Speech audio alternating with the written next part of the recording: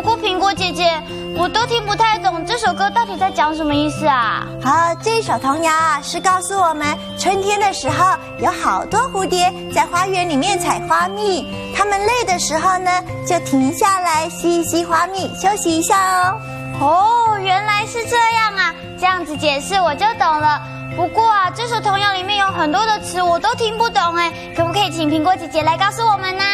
当然可以了，现在就让我们一起去看看今天要学哪些客家词语呢？走了。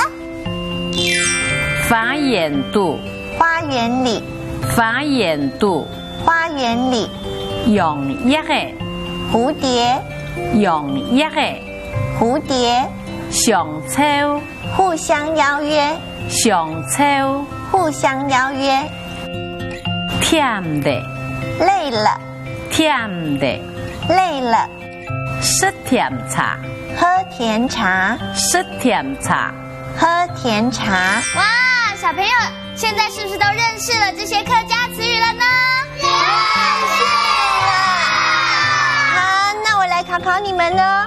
咏呀嘿跳舞里面的咏呀嘿是什么意思啊？